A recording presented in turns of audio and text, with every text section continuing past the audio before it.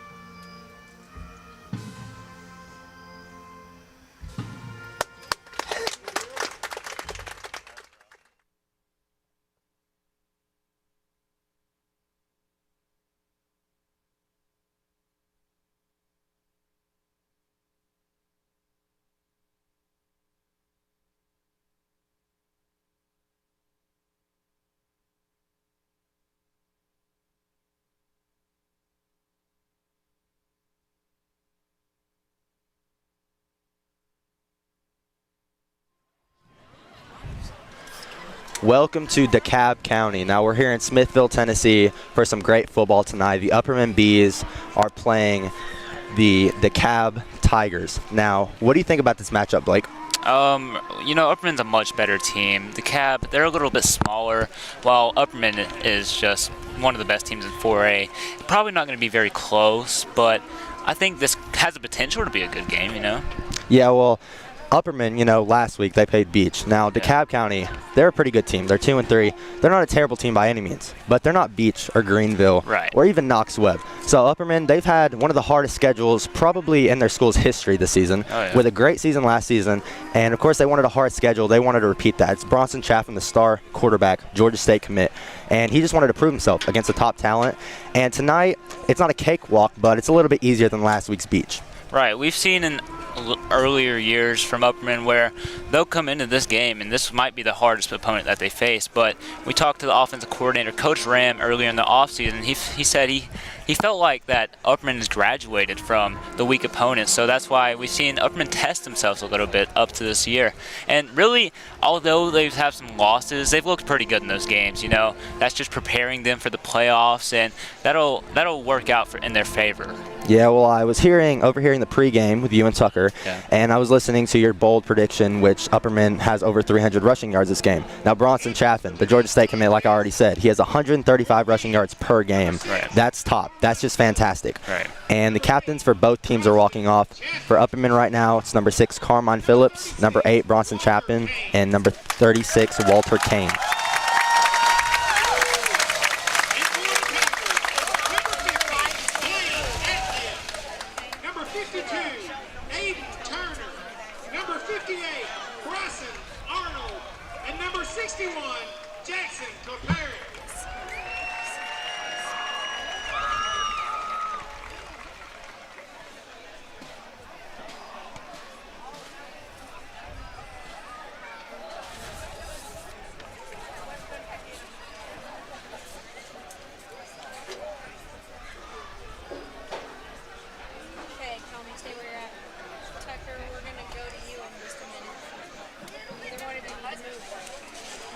The ref looking to Carmine Phillips for the call to see who gets the ball first.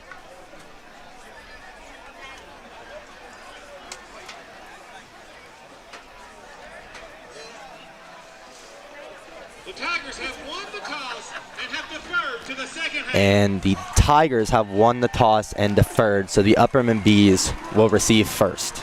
I like that out of the Tigers. Defending on the coin toss is always a sign of confidence. So that shows that the Dekalb is ready for this game. There's a lot of people here. This is a great facility. So I expect a great crowd tonight. And if Upperman doesn't play to their standard, the Dekalb could upset. Yeah, well, I don't really want to diss Dekalb or anything, but they gave up 42 points last week to Macon County. And Upperman, they're a way better offense than Macon County, in my opinion. Macon County, coming off of the state championship last year, they lost a ton of talent. And Upperman, they just keep rebuilding. And Upperman, they're probably the best team in 4A. So this could be bad for Dekalb. The Tigers and the Bees are taking the field. Kickoff in about a minute's time. It's a great matchup. 2 4A teams. There's not really much bad blood every single time they play. Upperman usually wins. Yeah. Upperman's definitely had the advantage thus far in the past couple years with Bronson Chaffin at quarterback, and I think it continues tonight. Yeah, well, we talked about Upperman playing some different teams. Let's talk about their upcoming schedule. Last week, they had the hardest opponent they were going to face all year in Beach, but now they play Dekalb tonight. They play at Livingston next week, then at York, and then versus White County, and ending the season off, Macon County. Macon County, they lost in the playoffs last year, is an absolute heartbreaker, and that's a game I'm looking forward to, definitely. Yeah. But tonight, we got a great one. I don't want to overlook this or anything. Right. I think Upperman is just going to roll in conference. Playing the good teams earlier in the year, it really points out your weaknesses. So one of the weaknesses for Upperman, in my opinion, was the linebacking and the offensive line. That was just really bad to start the year, against Greenville especially. Greenville just ran all over them. But I think they have got better. I think last week was their best performance thus far. but Upperman should have enough to just out-physical Dekalb tonight. And kickoff, and the game is underway. Elijah Fitz back to return, and it's going to go out of bounds, which is a flag, and it's going to start the Upperman offense out at the 40-yard line. Yeah, Upperman is very good on the first drive. We've seen them score on the first drive in almost every game that they played. They might be every game, actually. Every first drive is going to be scripted, so usually most teams score off of that.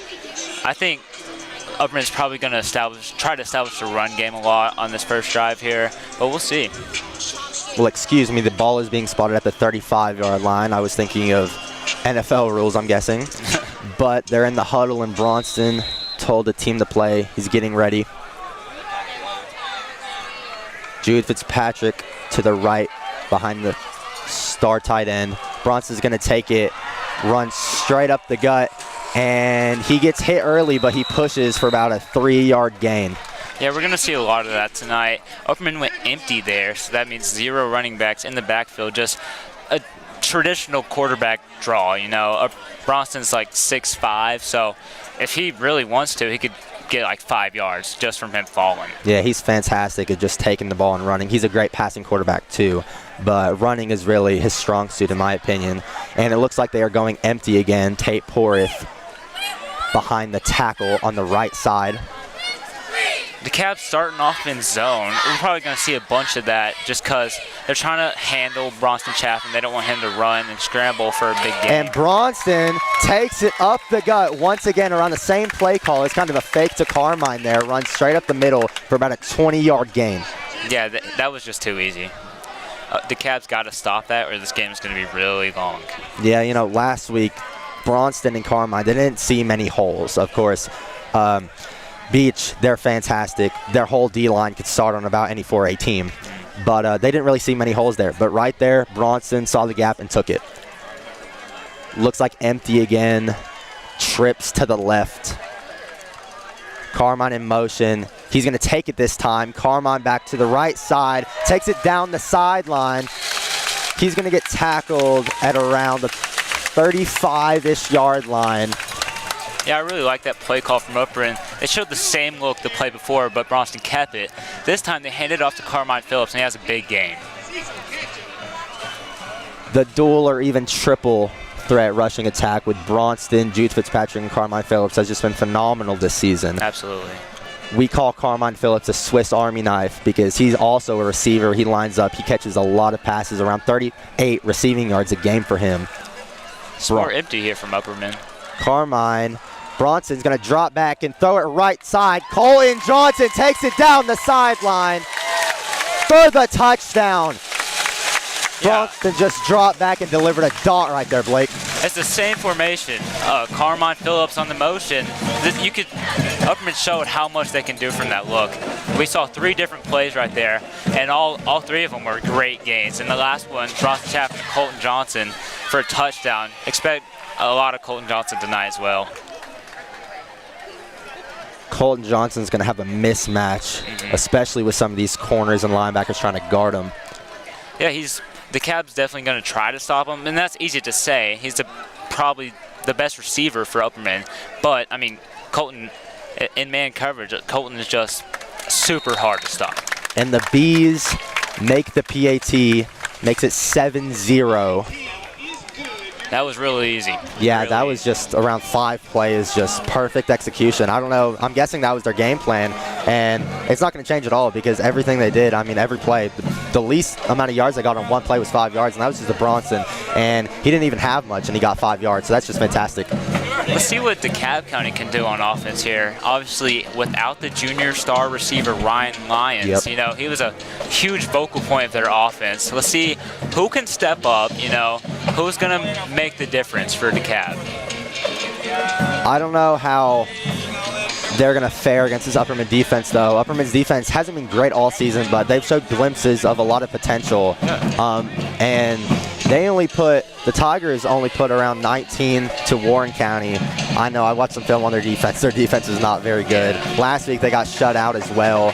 But let's see, maybe. I mean, It's only the first quarter. It's only the first drive for them. So if their offense comes and shows something, kind of like the Bees just did, maybe we'll have ourselves a game. Right.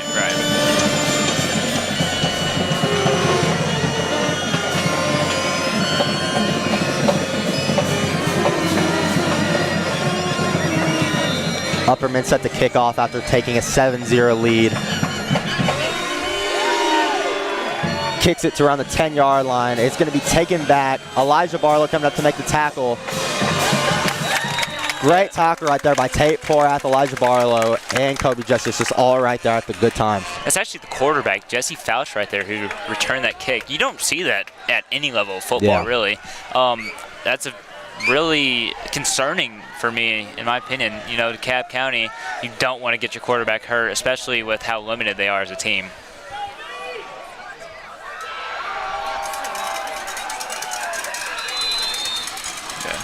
Looks like John Hendricks is in the shotgun.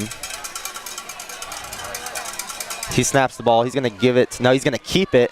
Go right up the middle. He's going to get absolutely nothing. Great defense right there by the Bees, just swarming him. Yeah, there was nothing there. Upperman, a good thing they can do tonight, they can just play man and, like, they can deal with it. You know, their corners are much better than the DeKalb receivers, so that gives time for the Upperman defensive line to just get to the quarterback or stop the run or anything they need to do. Yeah, Upperman should be able to blitz someone around every time because their secondary is just fantastic. It's Hendricks again in the shotgun, same looking formation. He's going to snap the ball. This time, he's going to throw it to the middle of the field. That is caught by number 5, Jesse Fouch. Yeah, the quarterback there, he had to get out fast. Upperman sent a delayed blitz with Tate Porath there, who he's been a game changer on defense. Probably the best rusher for Upperman. He's got 3 sacks on the year. He leads the team. So the quarterback, you want to get out fast so you don't get sacked there. Yeah, that was a really good throw by Hedges right there, on time and on target.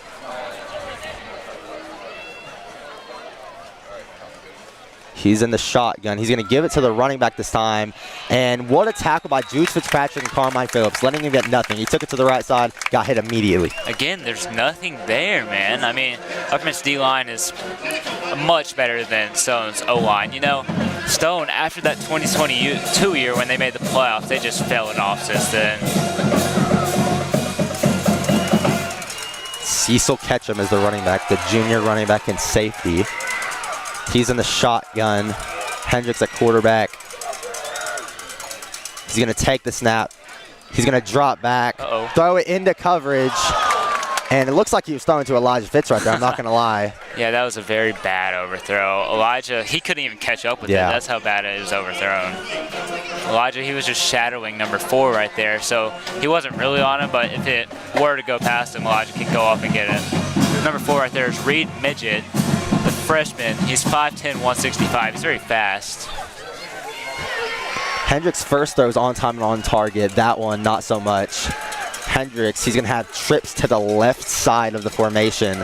He's still in the shotgun. Looks like their motto right now. He's going to drop back again.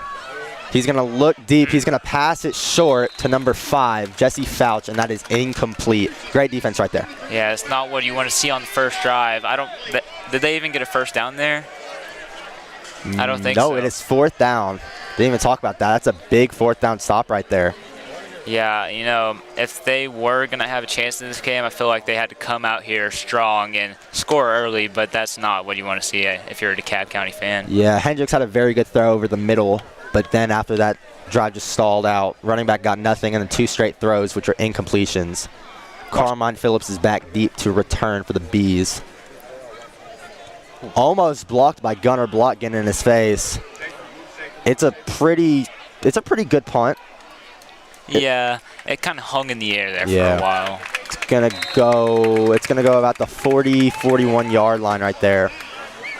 Yeah, Gunnar Block, he almost got that. He is just one of the X factors to this Upperman team: offense, defense, special teams. Against Greenville, we saw him block a extra point. He's really one of the best players on this team. Yeah, he's just fantastic, man. Offense and defense, and he has a big job because he's a starting safety for them as well, but they also need him on offense. Right. And I don't think Carmine Phillips is going to get punted too much. No. They do not want to punt him the ball. He is just too explosive. Upperman's offense has shown some different looks so far, but mostly the same thing.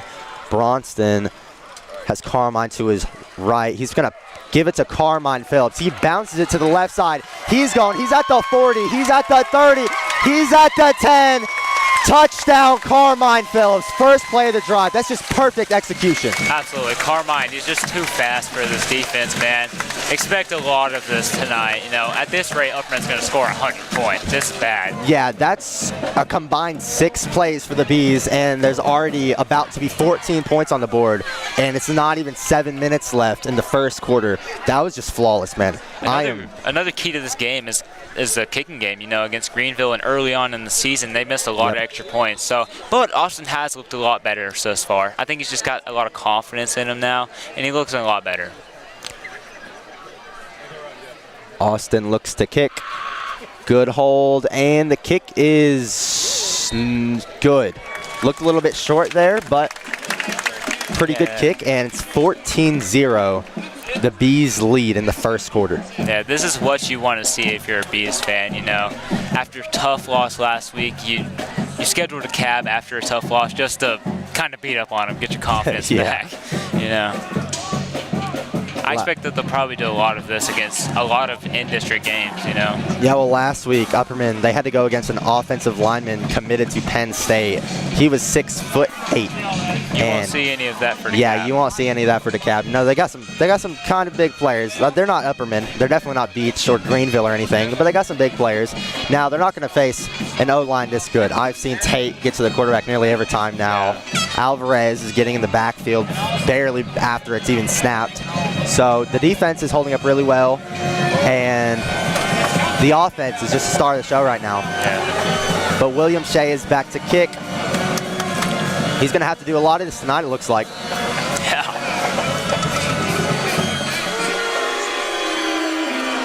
And he kicks it, and it looks like it goes out of bounds. That's very unfortunate. Going to give the Tigers pretty good field position at the 35-yard line, but that already happened for the Bees. It's a little uncharacteristic from William Shea. He's got a great leg. He's been great on kickoffs. I wonder if that was intentional or not. I don't know. You don't really see that from William Shea. Yeah, Fouch, she's pretty fast, so maybe there's a chance they just didn't want to kick it to him there. Yeah. And the 35-yard line, it's not great field position. I mean, any high school kick returner can get it to about the 35-yard line.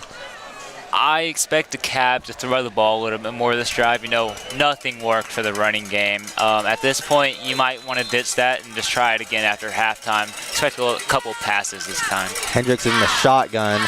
He's going to hand it off, actually. He's going to go up the middle, and Colton Johnson just slams him to the ground. That was just perfect by Colton. Yeah, Colton has an Ole Miss towel on him tonight. He's getting recruited from schools all over, and he showed it right there. He's a game wrecker, man. That looked like the freshman Gavin Frazier, the running back and outside linebacker. Listed as 5'10", 160 pounds. He might be pretty good, but Colton Johnson, he has a Liberty commit, so can't really tell off that. Quarterback's in the shotgun again. He's going to take the snap. He's going to drop back and throw it. His man was open. He had number 14, Hunter Buchachin, there, but he just missed him again, and that's about the third throw that he just missed on. Yeah, Upperman sent the linebacker Jude Fitzpatrick on a blitz, and you could see that the quarterback was pressured, and that probably resulted in the bad throw there. They dropped Tate into coverage, which we've seen already in this game. We've seen a lot of him playing in coverage. Maybe they found something there. You know, Tate, he's very fast, very long, you know. He's really good off the edge, too, but maybe they're just trying something different in this game. Well, just like that, it's 3rd down and 10. Absolutely nothing going for the Tigers offense right now. Hendricks is going to have to make a play here if he wants a chance.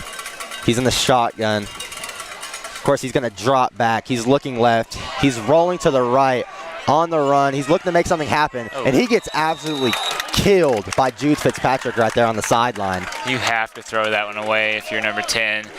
You cannot eat those shots all night. He's just going to be hurt and probably have the backup in that case. Andrew Bohan helped make the tackle there. It's 4th down. The punting unit comes on, but Jude Fitzpatrick looks like he went down on the sideline and has not got up. When he fell there, his neck kind of went back like that, and I don't know, that did not look good. Yeah, that's not a good sight to see, but you got to keep going. It sucks, but next man got to step up. Next man up mentality for this Bees football team. Carmine, of course, is going to be no one else is back there to return the punt. Terrible snap. Almost the whole Bees D-line gets to the kicker, or the punter, excuse me, but actually a really good punt right there to about the 25-ish, 24-ish yard line. Carmine, he probably could have picked that up, but there was a bunch of Tigers in his face, so that's a smart play right there. You know, I don't mean to disrespect Dekalb, but they kind of look like a middle school team right now. Yeah, they're not playing fantastic. Definitely not what Upperman's used to with these crazy teams that you've never even heard of on the schedule. Yeah. But Upperman's offense, they're rolling right now, and I'm curious to see what they draw up here. Let's see what formation they come out in here on this drive. We've seen every drive so far has been different formations, so let's see what's worked here. Looks like it's going to be empty right here. Looks like the Tigers look like they've already played the whole game. Little they know it's only about 6 minutes into the first quarter, and they're already down 14 in a hole. Bronston, he's going to take it to the right. He's going to run it. He's going up the middle. He bounds it to the left. He's running. He's got speed. No one's going to catch him. He's going to go all the way. 10-5 touchdown. Oh, my goodness. Did you see right there? He was about the 10-yard line. He waved at a fan. Dude. This is easy. This is so easy. 7 plays, 3 touchdowns. My goodness. This is just backyard football for this Bees team. They came out. Maybe they were mad that they lost. I'm sure they were, but I did not expect them to come out swinging like this. Bronston is over there dapping up fans. That is the ultimate sign of disrespect there. This is very easy for Upperman, man. And these aren't crazy concepts that Coach Kane's drawing up. Yeah. These are just easy runs straight up the middle, and then Carmine and Bronston are just bouncing it to the outside. And Colin Johnson with a great touchdown grab. Austin kicks it, and it is great. It's good.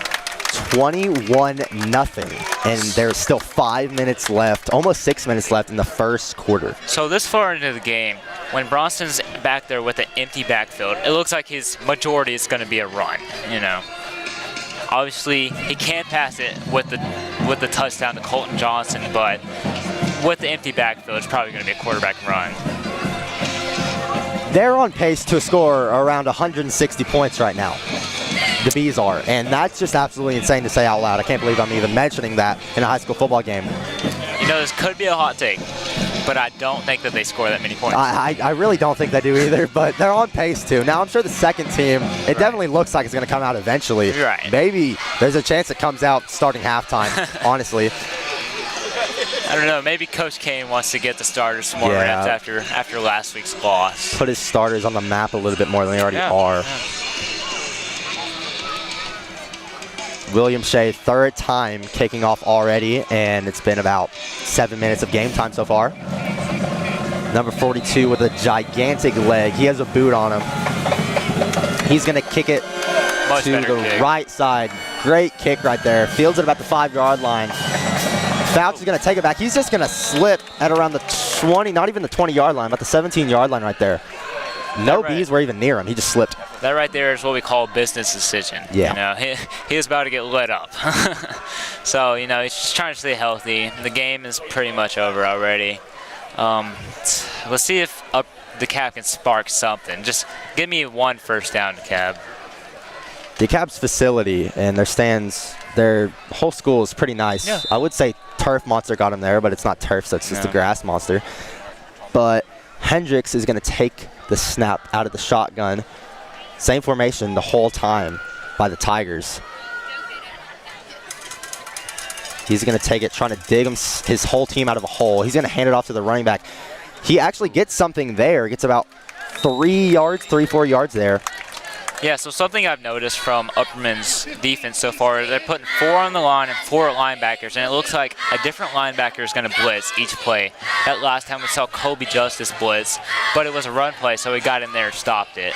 So that's really, really frustrating for a quarterback to try to figure out who's coming and who's not. Yeah, no offense to the Tigers at all, but Upperman's game plan has to be a lot simpler for Dekalb than a team like Beach or Greenville. Shotgun formation again by the Tigers. He takes the snap. Looks like a little RPO. He's going to run it, the quarterback, up the middle for about a yard. And he gets absolutely stuffed. Great play right there by Trevor Polk, the sophomore. Yeah, we've seen them run that play like 4 times this far, and it's the same result each time. Maybe they'll catch him off guard next time, though. I don't know. Pretty big third down right here. I mean, I wouldn't say the game's over, but it's not looking good at all, and it's not even the end of the first quarter yet.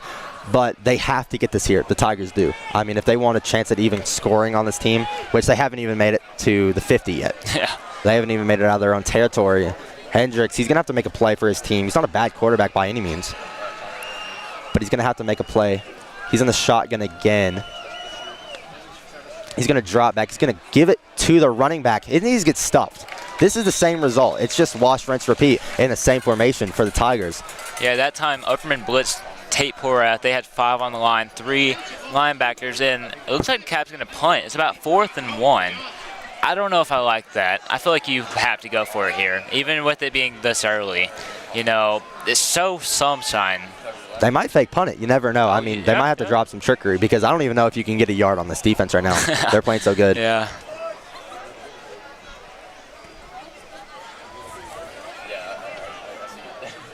The punter, number 20, Wyatt Carter, the senior, who's also listed as a tackle and sub linebacker. It's his 3rd time punting already. He's going to punt it. It's a decent punt. Carmine's going to Carmine's going to drop it at around the 50-yard line, and it is DeKalb County's ball. That's a big play right there. Yeah, DeKalb County lucked out one right there. You never see that from Carmine Phillips. Carmine is one of the best returners in all of Tennessee. He's like top 10 in return yards, man. DeKalb County got one there. Yeah, you never see that by the star Carmine Phillips, but good thing his team's up 21. It's not terrible. It's not the end of the world, but of course you're still going to look back, and he's gonna dislike that play by him, of course. Right. Hendricks, he's going to have to make something happen. He just got given the ball at the 50-yard line after doing absolutely nothing on the 3rd drive. He's in the shotgun. He's going to take the snap. He's going to drop back this time. He's looking left. He overthrows the wide open number 4, Reed Midget, the freshman. He overthrows the freshman. Now, the freshman's not huge. He's listed at 5'10", so not terribly hard to overthrow. Yeah, we haven't. That's the first time we saw DeKalb County run play action. Maybe they'll try that to get something off of this Upperman defense, which he was open. He was just a bad throw, and when you got guys open against Upperman, you have to hit it against this great defense. Timeout, Tigers. We would like to take this time to thank our sponsor, J&S Construction, for making this stream possible. Yeah, it looks like Carmine Phillips is getting chewed out there in the huddle after that drop return. Yeah, I mean, he's a senior. He doesn't have many mistakes. He's one of the veterans on this team. He's definitely one of the leaders in the locker room and even school, and especially on the football field. He's just a great player, but you don't want to see that from him. Hopefully he's not in his own head, because Elijah Fitz, he's a kick returner, so he's not really going to take many punt returns. But if he keeps making mistakes, which I highly doubt he will, but if he were to again, I wouldn't be surprised if they put Fitz there. Right, and this is a huge year for Carmine. He don't have any offers, but this being his senior year, he's got to get one by the end of this year, or he's done playing football. So this is a huge year for Carmine. And I'm sure he will. He has capability. Yeah. Oh, yeah, 100%. 2nd and 10 for the quarterback, Hendricks. Number 15, Cecil in the backfield. He's in the shotgun. They have a man going in motion. He's going to drop back. He's going deep. He got him. He hits him this time. That's Fouch. Tackled by Gunner Block. That was a great play. Big spark right there provided by Hendricks. Yeah, so the first 3 drives, we saw DeKalb put 5 linemen in there and keep the tight end on the line. But this time, they don't even put a tight end out there. They put 4 receivers out there. So he just ran right open against that Upperman D. And it looks like the Upperman D might have to adjust to that, maybe drop some safeties back instead of the linebackers. But I like that out of DeKalb, show some fight. Yeah, and I mean, that's been open more than once, honestly. They just missed it, but Hendricks makes a great throw there. He's on the 16-yard line in the red zone. Let's see if he can make something happen. He's going to take it for himself right up the middle. Pretty good gain right there. Yeah, Cab finally has some momentum. They need it. They need to score right here to keep it close. Yeah, I'm sure. I heard they have a light show and everything that they do when they score. Of course, they're going to want to use that tonight. Right. And right now might be one of the only times they get to do it. You know, they got to pay a lot of money for that. Yeah, they really do. Of course, they want to show it off to their fans. Right. They have a great facility, like I already said. They have a ton of fans in attendance. Fans aren't really happy with the result right now, but they're looking to score here. Ball on the 8-yard line, 2nd and 2 before it goes to the goal line. He's going to give it to the running back, and he makes a man miss, and he goes into the end zone for a touchdown. There is a flag on the field, 2 flags on the field. Look for an offensive holding call here in the vicinity for that, definitely. I think number 50 have a hold of someone's jersey there, which is probably the reason why he got that open. You know, he hadn't had that much space the whole game. So that's probably the reason why he got that touchdown. Yeah, holding on the offense right there, and that was one of the best plays by this Tigers offense so far. Yeah, and Upperman didn't change, so they weren't threatened by that last deep bomb, but I mean, Dekalb got a pretty good run right there, and they did get in the end zone, though. The defense that they're giving right now is more of a blitzing type of defense. Now, if you get one deep play every 4 drives, they're going to live with that because their offense is going to score. So they're not going to change much, like you said. Hendricks is in the shotgun once again, same formation, the running back to the left. They really like that. Hendricks is going to drop back. He's going to throw it to the left sideline. It is caught. Not for a big gain, though. He looked like he got wrapped up early, but then he gets taken, thrown back. Looks like they're probably going to give him forward progress there, though. Yeah, like you were talking about earlier, Upman's just letting the quarterback beat them. They're not going to let the running game beat them, but they're daring the quarterback to beat him, you know? It's kind of disrespectful, yeah, actually. Honestly. And that's the freshman with already his 3rd catch, I believe, of the game. Their top receiver is looking like a freshman right now, and that's kind of surprising. I mean, that's pretty good, showing the youth of their team. Right. This season, they're 2-3, still have playoff hopes, but I'm not sure how that's going to work out for them. So maybe they're planning for the future a little bit. Right now, it's 3rd and 8. They got to get a stop here if you're the Bees. Hendricks in the same formation, shotgun. He's going to drop back. He's going to roll to the left, now rolling to the right. Gets tackled by the referee, it looked like. I don't know what happened there. Looks like he tripped on the ref's foot, but he comes down. I think Andrew Bohan, I think he pushed the ref into the quarterback. So you don't see that ever. Yeah, you really don't see that ever, but that's a great stop right there. They'll chalk that up as a sack for Andrew Bohan, I assume. Or for the ref, maybe. Yeah, and I don't know. It's 4th down. They're kicking here, which that's very surprising to me. Worth a shot. Yeah, maybe they're just, I mean, I would think you would go for it here. It's going to be about a 44-yard field goal. Let's see if their kicker got that leg. It's been pretty good in kickoffs and warm-ups so far, but this is a long kick. Even for a college kicker, he's going to kick it. It's nowhere near. It's way left. It wasn't even deep enough for that. But props to them. It's a very gutsy call right there. 7.9 seconds left in the first quarter. Upperman up 21, and the Tigers still have an egg on the board. Yeah, even with Upperman just running the ball, they haven't really thrown any shots, but just running the ball, you know, they're scoring every play. It's kind of really hard to stop. Yeah, this has definitely been the most efficient game so far by the Bees that honestly I've ever seen. Around 7 plays for the Bees and already 3 touchdowns. Let me ask you this. How many plays? I was going to say 6, 7 on accident. I didn't even mean to say that. I'm sure the people listening at home are loving that, but Braunston has 1 play left, assuming there's no flag, of the first quarter. Carmine to his left. He's in the shotgun. He's going to give it to Carmine off the left side of the field. He stiff arms a man. Not a bad play right there. It goes out of bounds, and that is the last play of the first quarter. Upperman 21, the Tigers 0.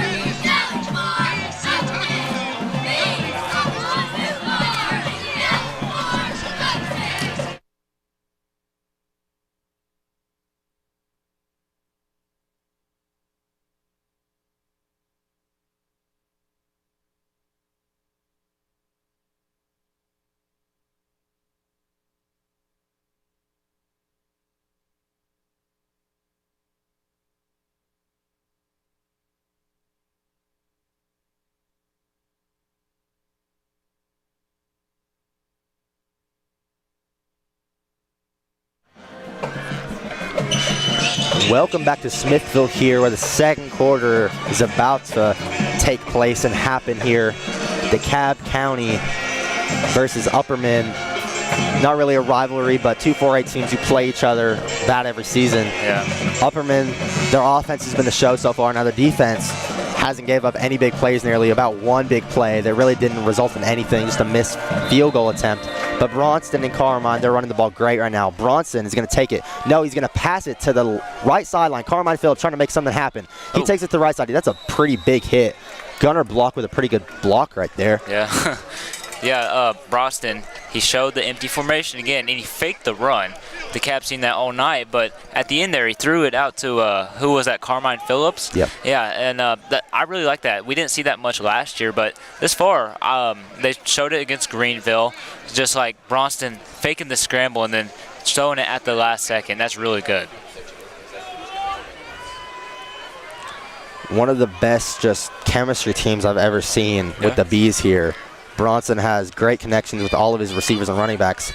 He's going to drop back. He is looking deep. Elijah Fitz has a step on it. It is caught. He is at the 10, and he's gone. What a dime by Bronson right there in the pocket. That was around a 50-yard pass and a 70-yard touchdown. Yeah, Upperman put 7 people on the line there. Only 1 receiver out. So it was really Elijah Fitz or nothing. So Elijah had the one-on-one, and you just got to trust your great receiver, your track runner receiver to beat the defender there. This is just terrible if you're a Dekalb fan, because this is your worst nightmare. 28 points, and it just the second quarter just happened. So people are already leaving. Yeah, people are already leaving. I'm not sure if they're going to get concessions or going to their house, but Austin's going to kick. He's been fantastic so far. He's going to have to kick a lot tonight, it looks like. And it is good right down the center. And the Bees offense has been nothing short of spectacular right now. Absolutely, man. Bronston looks so good tonight. The Georgia State commit came out and is shining.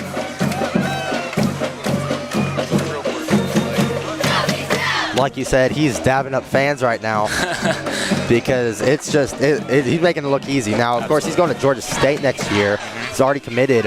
But, you know, it's still a high school team. So you would think that it would be at least mediocrely hard for him. But, no, he's making it look easy. It looks like high school player versus a peewee player right now. It's just insane. The Bees they usually don't look massive because the teams they've played, Knox Webb, they had Shavar Young. He's pretty big. Oh, yeah. He's a great receiver. They had Ethan Farhat for Fairgate. He was pretty big. He's a great receiver. Right now, Dayton Anderson, yes, Tennessee commit. And last week, of course, a 6'8" Penn State commit who weighs as much as a Ford F-150. But right now, they look huge. They look unstoppable. And a big part is when Bronson or Carmine gets hit, they're just not going down. Absolutely. They're a very tight team. So if one person does go down, the next person is just ready to take up and just step up for that role. William Shea. 2 kickers on the Bees who have very different roles. And Adam Kane is looking for a timeout, but he doesn't get one. So maybe they get... I'm kind of confused there. No, it looked like a fair catch. Yeah. Coach Kane was calling for a timeout. I was looking towards the coach, so I'm not sure what happened there. I'm not sure. I think they're going to re-kick it here. Yeah, that would be what you would assume. The refs are huddling right now, talking it through. Either way, as Dekalb did call fair catch, so they'll get it from about looks like the 9-yard line. That's not where that's not very good. Maybe he saw the coach call for timeout, so he just did that because he knew. I think I would assume they would re-kick it here. I would hope they'd have some grace. Yep, they're lining up again to re-kick it. Yeah, so this is a re-kick for the Bees. William Shea got his leg ready on that one, maybe kind of it was a pretty long kick. Yeah, no, he has a great leg. Great leg. He's going to look to repeat that. If they can get about the same field position as the last kick, that would be fantastic. Not that they're giving up anything on defense anyway, but, I mean, special teams, offense, and defense, just they're in line. They know they don't have to be Superman. They all have their own role, and they're all fitting. Dekalb can take whatever they can get right now. You know, starting from the 9-yard line is not where you want to be at all. Upperman fans love that kick. Chanting 4-2 right now. Number 42, William Shea, is going to kick it again. He's going to boot it, and it's caught at about the 10-yard line. He's going to take it back. He has a pretty nice take back right now. Gets to almost the 30-yard line. 29-ish, going to be spotted around. Yeah, that was an even better kick there from William Shea, but that was a really good return too. So it looks like the Cab starting from, where's that, about the 30? Yeah, 30-ish yard line. Let's see if the Cab can get literally anything here. Yeah, if they can move the chains a few times, that would give their team at least something to look back on, because down 28 in the second quarter is not where you want to be.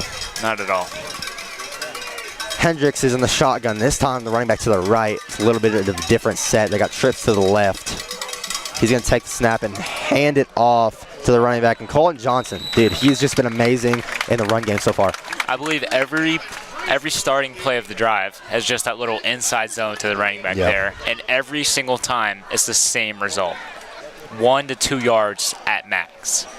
This Upperman defense is really clamping down on that. Brings up 2nd and 9, and because the Tigers' passing attack hasn't been essentially on point, they had one good pass, that was about it. They haven't been on point. The corners are kind of coming up a little closer to the box than usual for the Bees. Hendricks is in the shotgun again. This time the running back to the left. He's going to drop back. Look to see that a lot. He passes it, and it is caught. Oh, what a hit. My goodness. Kobe Justice just laid him out there. Yeah. The Cab, they lined up all their receivers kind of closer this time, so when they do that, you expect some stuff underneath, but he just got lit up. That was big. Yeah, and we were talking about the freshman receiver, Reed, but that one was Levi Cripps, the freshman. He's 5'8", 130 pounds. Kobe Justice, he's not huge, but he's a lot bigger than that. Yeah. So Hendricks in the shotgun again, running back to the right. He's going to drop back once again. He's looking right. Oh, I thought he was down there, but they didn't call him down. He's taking it, and now he gets hit. Bohan with the tackle right there. Yeah, the Cabs opted to pass the ball a lot more this drive. That time, Upperman, they put all of their linebackers into zone coverage, expecting the pass, so there was nothing there at all. I'm looking at most of these Upperman players right now. They haven't even broke a sweat yet. It's 4th down. They're punting again. Yeah, it is 4th down, like you said. So that was a huge 3rd down stop. I'm not even really paying attention to what down it is at this point. Can't really tell because the play calls have been the same for the Tigers. Yeah. Not really what you want to see if you're a fan of the Tigers, which I have a lot of fans in attendance right now. The student section is really quiet. Yeah. I'm not sure if they're even awake right now. Yeah, no, they started out loud. I don't know what happened to them. Maybe they looked at the scoreboard, but they're punting the ball. Almost blocked by Logan Choice right there. Great play. It's going to bounce. Carmine Phillips is not going to return it, and it's going to be fielded around the 25, 26-yard line. Former technical director almost made a play right there. Yeah, he really did. That would have been huge. We would have mentioned his name a lot, but, I mean, that was a great play. We always make fun of him because he really never gets in. But he got in right there for special teams, and he almost made a play. But either way, he forced the punter to be a little short-legged, I would say. He didn't really hold his just follow through there. And Bronson takes the field again for the 5th time. He scored a touchdown, or not him, but his team has scored a touchdown all 4 drives. And I'm not surprised if they just continue that. Right, and I know Logan Choice is going to watch, so it's all love, man. All love. Logan, I hope you get in at receiver or corner or safety, one of the positions you play here. Anything. Sometime soon. Yeah, I hope you get in at anything. Bronston looking to the sideline right now. Looks like they're going to up the play clock a little bit for him. Looks like man coverage. It is man coverage. Watch Colton Johnson here. He is a nightmare. And the freshman, William Spady, number 41, has entered the game at fullback. He's going to be behind the left tackle. Bronson's going to throw it. Colton Johnson on the right side. Ooh, he's fast. He gets hit pretty hard, but just trucks a man right there. He's a little so bit short of hard the to sticks, tackle. but about a 9-yard gain right there. He's huge. He's probably the biggest on the team as far as muscle mass. He is so hard to tackle for that defense, man. You know, they could legit do that every single play, and they'd drive down and score a touchdown. I'm convinced. Yeah, I mean, screens, usually in high school football, I mean, unless you have a star receiver or really great blocking, screens don't necessarily spark the offense very much. Usually, I mean, the defense, I feel like playing offense is a little bit easier than defense, but especially in high school, because the defense, I mean, receivers get open quick, and corner in my position, besides quarterback, is one of the hardest positions to play. But right there, Colin Johnson just takes it. And I'm not sure what happened, but they moved it back. I think there was a flag. I think Gunnar Block had a hold of the jersey for a little bit too long. He might have got a holding penalty there. It's also going to be man coverage again. Watch the deep shot. Carmine's going to take it right up the middle. Great block right there. He like face mask. Yeah, I'm not sure. It kind of looked like his helmet went down a little bit. Yeah. Carmine, decently short gain right there. Kind of surprising. Every play for him, he's averaging about 20 yards it seems, but pretty good play. They made up the penalty yardage there, so it's 2nd and 10, but man, DeKalb, they're risky running man coverage against this Upperman offense. That I don't like that for their defense. Yeah. You're It's good. You're probably just speechless because the game right now. I'm speechless too, man. I don't know what's happening. Got one deep safety right now. Bronson throws it to Colton Johnson again. He's looking to truck a man. Oh, he fumbled. I'm not sure if he was down or not. No, it doesn't. And the Tigers ball. So Colton right there, we were just talking. We were just praising him. He fumbles right there. One defender went low, one went high. And, I mean, that's another break for the DeKalb County Tigers. Yeah, 2 fumbles from Upman. You do not want to see that if you're Coach Adam Kane. I'm sure they'll hear about it at practice. Yeah, and it's 2 of the best players on the team, Carmine and Colton. You never see that from them at all. I'm a little bit surprised Upman didn't even try to take a shot there, you know? Elijah Fitz, one-on-one, you got to at least look his way there. Yeah, of course. I mean, Coach Kane, he has designed plays, but if Elijah Fitz is one-on-one, I'm sure he's not going to be upset if he just throws it up to him. Right. Hendricks is in the shotgun again. Same formation as most of the plays. He drives out to the right, and he passes an absolute dart right to the sticks, and it's caught. Yeah, DeKalb shows some play action there. That's the 2nd time they've run that, and a pretty good outcome every time. The first time they did, it was overthrown by the quarterback, but this time the receivers got open. Upperman defense is falling for it, so maybe try to lean on that a little bit more if you're DeKalb. Yeah, I've learned Hendricks really likes to roll out. That play was play action, but even out to the shotgun, you don't see many play actions out the shotgun, but right there he rolls out to the right. He likes to go to his right and then make something happen. He has trips to his left right now in the shotgun again, same formation. He's going to give it. No, he's not going to give it. He's going to go straight up the middle. He's going to get really nothing right there. Great defense. He almost fumbled on that play. Yeah, DeKalb's kind of run that read option a couple times now, and I think the quarterback's kept it every single time, you know. If you're Upperman defense, you got to still look at the running back to get the ball because they can't surprise you, but every time they run that play, just zoom in on the quarterback there. And it looks like Upperman's still running that same defense, just making them beat him passing game. Yeah, it's 2nd and 8, and surprisingly, the ball is on the 19-yard line, so they're in enemy territory right now. Tigers looking to score something. He's in the shotgun once again. The running back's actually going to take it this time, and he's a good gain. Oh, he fumbled the ball, and Elijah Fitz jumps on it. Something you cannot do against Upperman, man. Upperman is a much better team. You have to capitalize on that turnover if you're DeKalb. Man. Yeah, this is just a little bit of sloppy play the last few drives by both teams, honestly.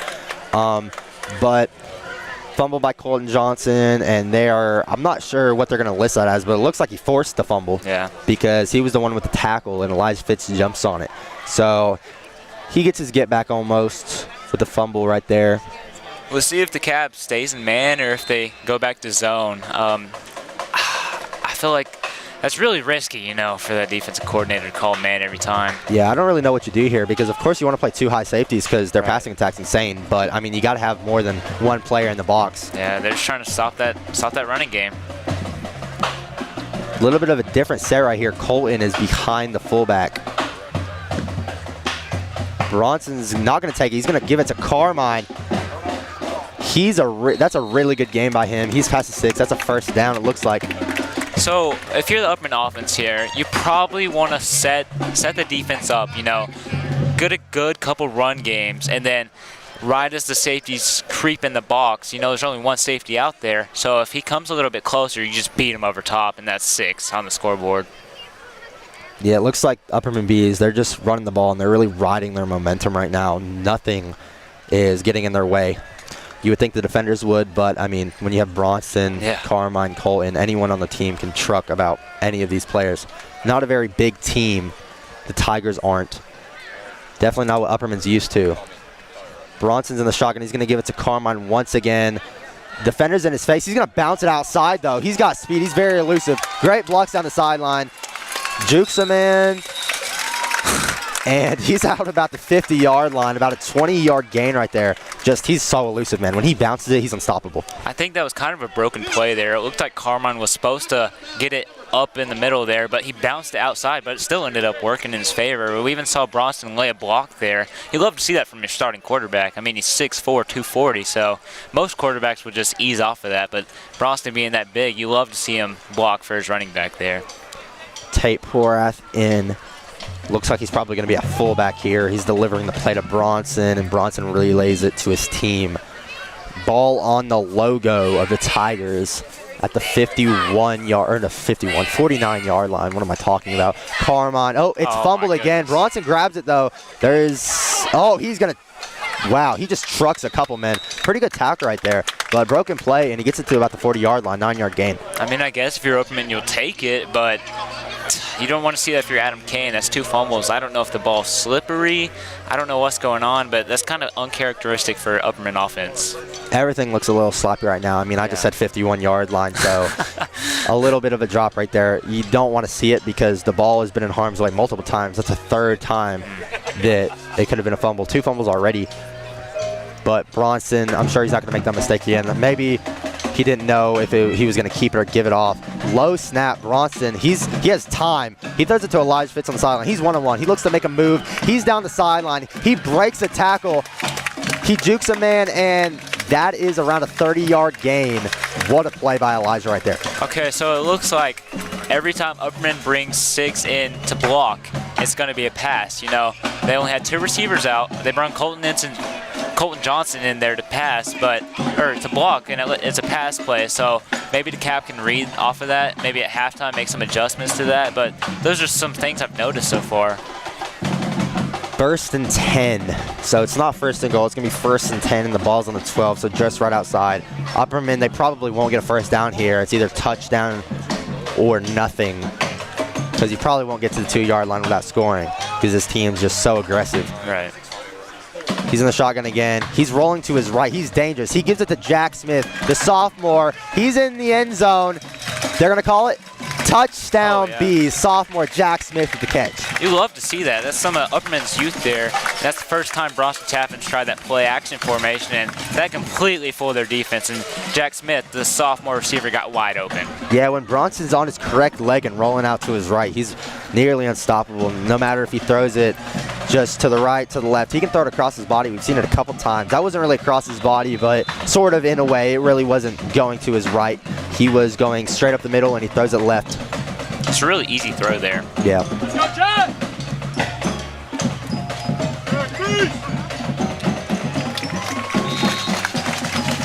The kick is good. 35-0 Bees. I mean, we kind of expected a type of outcome like this, but 35 points with 3 minutes left, excuse me.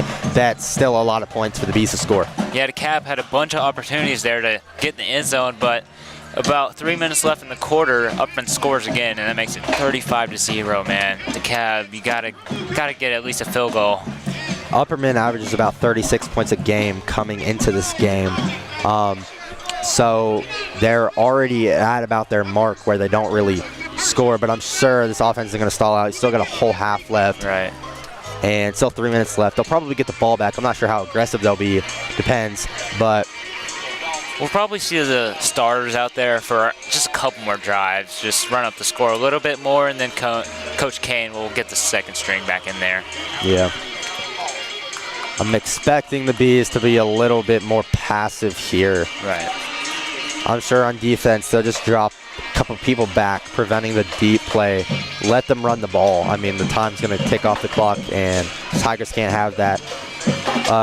Prior to this game starting, me, you, and Tucker, who was on the pregame and halftime show coming up, we were all talking about how it's going to be very hard. We'll be surprised if they even score. And right now it's looking like we were correct on that. Yeah, but William Shea, the kid with the boot, kicks it, fielded about the 15-yard line. He's fast. He has a gap.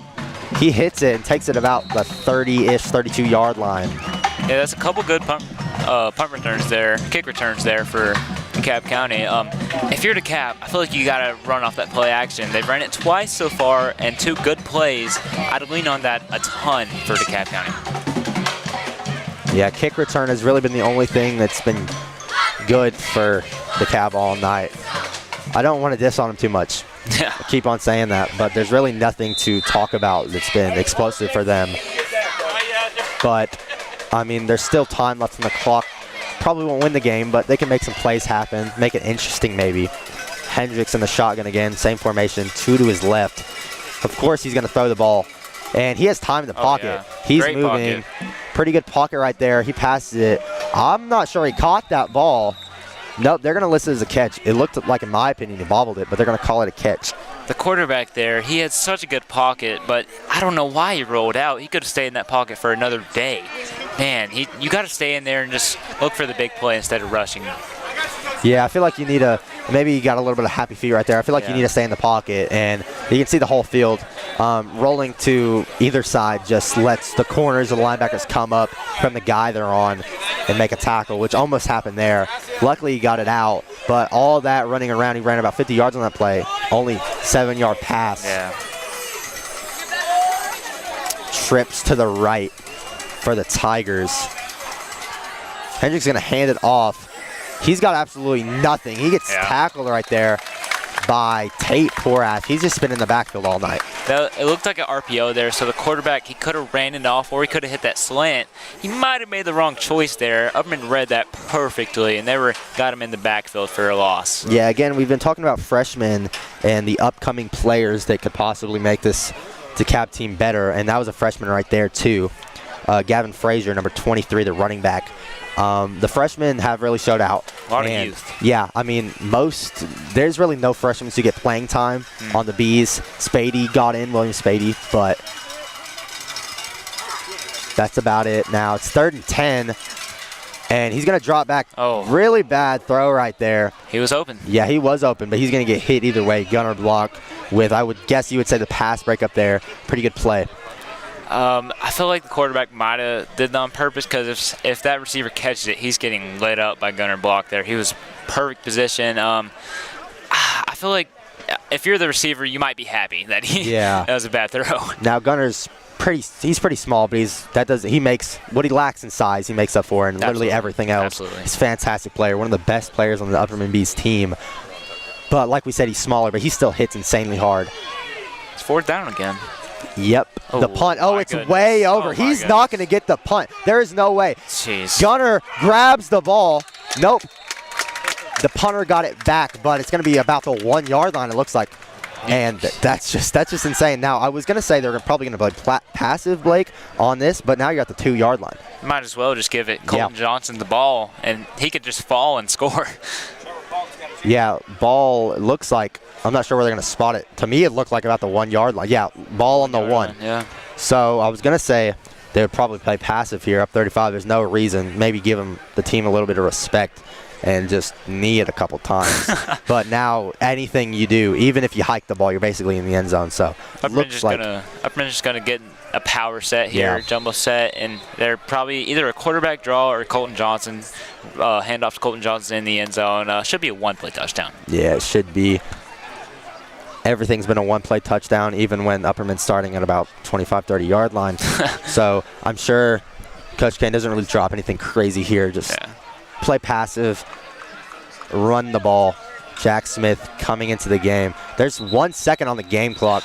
Looks like Coach Kane's going to have to take a timeout there. You do not want to back the team up 5 yards. That's a couple times that Upperman had some late substitutions. I don't know if it's just the score being the way it is and people aren't paying attention, or I don't know if the coach isn't getting the right guys out there. But those are really bad mistakes that you can't afford against good teams. Luckily, they're not playing the best team, so they can't afford it. But they gotta fix that mistake. Thank you to everybody watching. Please subscribe to our YouTube channel. We recently hit 1,000 subscribers. And thank you to J&S Construction for making the stream possible. This is a great time. Shout out Miss Susie, our teacher, partner in crime, you know. Great teacher, one of the best teachers I've ever had, making the stream possible as well. Yeah, and Josiah Nichols as well, you know. He's a little sick. He's got strep throat, but he should be back next week against Livingston Academy. He should be. Hope he gets well soon. You're welcome, by the way. Yeah, he was asking us for that. Back to football. Upperman Bees up 35-0 to be exact, at the 1 yard line. And should be a one-play touchdown, like you said, Blake. Man in motion, that's Jack Smith. Oh, it's a pass. Oh, wide open Colin Johnson for the touchdown. That was simple. I guess. I mean, they had the guy running motion. That's worked every time that they've done that so far, but they passed it. I think that's the first time that they passed it from the 1 yard line in all of Bronson Chaffin's years. I don't know if they're just trying to save him. You know, maybe try to boost his passing touchdowns a couple. He gets more rushing touchdowns than passing touchdowns, so I'm sure that could be what it is. Even it up a little bit, maybe. Stat pad a little bit, you know. Nothing wrong with that. Right. Oh, another late substitution. Yeah, there's no holder, unfortunately. Jeez. But Elijah Barlow, number 10, the backup quarterback, look for him to get some playing time tonight with the score hopefully about to be 42-0. And Austin kicks it, and it's a short kick, but it's no good. So, unfortunately, it's not going to be 42-0, only 41-0. I imagine we'll probably see William Shea the rest of the night after that. Yeah, that wasn't a great kick, but William Shea's a freshman, so I'm sure the second-team offense and defense will get a little bit of playing time along with the special teams. So you want to see him kick some field goals maybe. Maybe even attempt some field goals, because with the second team, if you get anything going on offense, I'm sure William Shea attempting a 40-yard kick, I'm sure Coach Kane would love that. Yeah, he can make it too. Yeah. And go follow his TikTok, and he can hit 50. I think that's his max right now. He's been to a couple college camps. He's predicted a 4-star. He's a great player. A lot of potential too. Yeah, it really is. You can see it on the kickoffs, just him kicking. Everyone's chanting his name and his number. Yeah, definitely fan favorite here. He's a kicker, so that's unfortunate, but not really unfortunate, but it's kind of different for the crowd to be chanting his name. I feel like if you're at a cab, in my opinion, with 1 minute and 15 seconds left, I would just need the ball. You know, nothing has went your way this far into the game. I feel like you just take it to half. Maybe second half can be a little bit different. Yeah, Upperman, not a short week by any means. It's a full week, Friday to Friday, but Beach probably feels like you played 5 games in one game. So the starters probably happy. They're looking like they're going to get some rest here. But with 1 minute 15 left, you don't want to let the Tigers get anything going. William Shea, kid with the boot like we were just talking about. Really good kick right out the back of the end zone. Nice. You don't see that a lot in high school, but Williams definitely got the leg to do it. Yep. For sure, Blake. Elijah Fitz hitting him on the helmet. Jack Smith coming up to him. This kid's a fan favorite, like you said, Blake. He's just fantastic. I wonder if we'll see any second team here. Nope. Looks like the starters are going back out there. Well, I believe there is some second-team players here. Jackson Collins, I believe he is second team. Jack Smith, don't see much of him on defense. So the youth, and Trevor Pockey's a sophomore. So you got 3, looks like 3, I could be wrong, 3 sophomores right now on the field for the Bees. And Liam Shea for the starting corner, Jack Smith looking like a slot corner right now, and Trevor Pock, linebacker. Hendricks, same formation all night. Hasn't been working, but why don't we run it again? And it's about a 2-yard gain. Yeah, it looks like the Cabs are going to take it to half. They're not being very aggressive at all, and which I agree with. Man. Maybe in the second half, get some of your youth out here against Upperman's youth and just try something. Yeah, well, I mean, their youth's already out here because they got around. I feel like I've seen a couple times the 3 receivers and running back have all been freshmen. They have a lot of freshmen on their team. And it's really, I mean, you could say the star of the show for them. They don't really have any stars right now, but definitely motivating. He hands it off straight up the middle, and they get absolutely nothing there. It's probably going to be the last play of the half. Yeah, I would expect them to not try because they mess up, fumble, pick, anything. Or even if they don't get it, Upperman can call a timeout and get the ball back. You do not want to let Upperman do that. Nope, they're calling another play in the huddle. This is very surprising. 15 seconds left on the clock. Apparently Hendricks wants to make a play right here. You think he'll snap it? I'm sure he will. He does. It's another handoff. And it's a pretty good run, actually. Best run all night. And Carmine Phillips just lays him out. And that is going to take us to halftime. Thank you, everyone. 41-0 right now, Upperman. And tune in for the halftime show.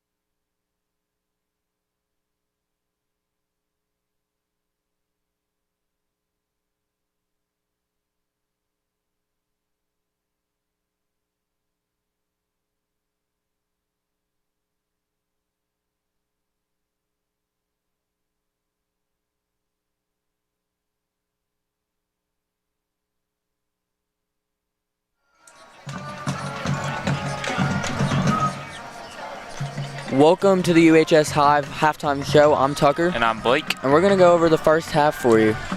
Complete domination from the Bees. That's all I got to say. Yeah, it's been complete domination by the Bees in all states of the game. Special teams, defense, offensively. Bronston Chaffin, Carmine Phillips, they've been running all over this DeKalb County defense. And the DeKalb County offense, they have not been able to go do anything on this Upperman defense. Colton Johnson, my X factor for the game, he's gotten a lot of showtime this game, has a couple touchdowns. And we're seeing some of the young guys get, targets and shares. One of the touchdowns from one of the young guys is Jack Smith. He got a touchdown towards the end of the half. And then, it's just been, like we said, complete dominance by the Bees. It's 41-0. DeKalb County, their fans have gone quiet. I don't know if they really expected to come in and win this game, but after this first half, Upperman's definitely showed them that this team is not to be played with. Yeah, Upperman, they've had 3 first play touchdowns, and they haven't even really been that aggressive. They haven't taken that many shots. The running game has been working. Their O-line is just killing their D-line, and then if Carmine Phillips has that much of a hole, it's lights out. Carmine's too fast, too strong, too hard to tackle. He's really one of the best players for Upperman. And then another thing, Upperman's defense. They're daring the quarterback to throw the ball and beat them, but he can't. I mean, the play actions worked a couple times, but other than that, Stone has 0 explosive plays, and Upperman has just looked very dominant. Some things to clean up, though. The turnovers. Upperman has had a couple turnovers from their best players, and Coach Kane, I'm sure he's not happy about that. I'm sure he's letting them know in the locker room right now, but you got to clean that up for the second half. Yeah, like you said in the pregame show, one of your X factors or bold predictions was you thought Carmine Phillips and Bronston Chaffin, they were going to have over 300 rushing yards. At the rate they're going right now, they could have 400 or 500. They're rushing all over the defense, and Carmine Phillips, you can't give them any room. And Bronston Chaffin, they just run down the sideline. They use their, they use their moves, juke, hesitations. They can just run all over this defense, and it's just been a really dominant performance so far. And the turnovers, like you said, they need to clean them up. But when you're up 41-0, it's just one of the things you need to work on. It's just sloppy play, and if you're playing a better team, like a better caliber talent than DeKalb County, it could really cost you in game. So I'm sure Coach Kane wants to clean that up. Yeah, we talked about it in the pregame show about how Upperman's just a better team. They're bigger, faster, stronger, whatever you want to say, more talented. Stone had a good year a couple years ago, but other since then, they've just been really bad. But Stone's playing a lot of young players tonight, so they're looking towards the future, but tonight they run into a really good Upperman team, and they just don't have enough to face them. I'm sure in the second half, we'll see a bunch of young players from Upperman. We saw at the end of the half, Upperman started getting some youth into the defense, like Jack Smith. Liam Shavery plays all the time. Trevor Paul got in there. But I'm sure in the second half, we'll see a lot more youth. Yeah, one of the things I want to point out in Region 4 4A play, White County is up on the Region 4, or they're defending state champions, Macon County 14-7 at halftime. And one of the things I want to point out about that game, Macon County has 4 first half turnovers. They were driving there towards the end of the half, and Macon County just threw a pick. It was a very disaster first half. And if you're Macon County, the defending 4A champs, you can't have a loss like this to White County. White County, like we said, they have a new coach this year. They're a new team. They're looking to, get back up to the top like where they once were a couple years ago, trying to fight for the 4A state championship. White County, they're just, dominating on all sides of the game in that game right now. Holding Macon County just to 7 points in the first half. Macon, them obviously winning it all last year. They lost a ton of talent. They lost the Border Brothers. They lost a quarterback and a bunch of O-line too. But White County, man, new head coach. You got dowels and pinions all over the field. That's a very scary team. Upperman might have a challenge with them, I really like White County this year. They started off the season with a loss to a really bad team that they should have beat. But since then, they've knocked off Cookeville and some really good teams. Another game that's going on in 4A is Stone Memorial versus Warren County. we've seen DeKalb play Warren County. DeKalb lost by 3 points. Warren County is not a good team. Sun Memorial, they've blown out everyone up to this point except for Upperman, of course, but Upperman only up 14-7. You know, I expect them to be scoring a lot more. Yeah, and then another one that it's not in 4A, but another close opponent that Upperman used to play, Cookeville. They're playing Green Hill tonight. I don't know the score on that one, but last time I checked, Green Hill was up at that one by 1 point. Cookeville's keeping it close against a very talented Green Hill team. I tell you what, Cookeville needs a win. They're winless so far. Coach C is probably getting a little hot. Cookeville needs a win against a pretty good Green Hill team. Yeah, Cookeville early in the season, you know, they had a very bad week 1 loss to Siegel, and they just really haven't gotten back on track. And this Green Hill team, one of the best 6A teams you're going to see. And Cookeville, they just really need a win tonight, and they're keeping it close so far, which is really good for them. You know, something that I've noticed, we talked about it throughout the game, Upperman's offensive line, you know, started off the season against really good opponents, and their offensive line was just not cutting it. I mean, there's pressure to Bronston all the time, but it's getting better. You know, they've had a really good game. Bronston hasn't been pressured one time, not one time this whole game. And, you know, against better competition, obviously, your O-line looks worse, but, you know, against the Region 4A, they're better than everyone else. Upperman is probably going to come out here and sweep everyone in the region, probably go 3-peat, back-to-back-to-back, 4-peat actually. Then that's all 4 years of Bronson Chaffin's high school career, if that tells you anything. Yeah, Bronson Chaffin, you just can't give him any time in the pocket. If you give him time, like Upperman offensive line has been able to tonight, he's going to find a way to get the ball downfield, and that's what he's been able to do tonight. Like Elijah Fitz, he had a very beautiful pass when he had time. Just over the top. It was just beautiful, and he scored. Fans went wild. It was just a great throw to see. And if you're Georgia State, you want to see that out of your quarterback. 100%. We'll see if Stone keeps running man or not. We saw they start off the game in zone, but you know, Upperman just ran it down their throat, so they had to make a change, so they ran man coverage there at the end, and Upperman didn't really take advantage of it. They had a bunch of one-on-ones. We've seen Gunnar Block burn people on one-on-ones, especially Elijah Fitz too. They didn't really throw it. They hit Colton Johnson a lot on the one-on-ones, which he's a matchup nightmare for any safety in the whole state of Tennessee. But we'll see if DeKalb stays aggressive or not. That's a big point for me if I'm a DeKalb fan. Yeah, we're going to end the halftime show here. Thank you for joining us. We're going to have Blake and Bryson on the call for the second half. Thank you.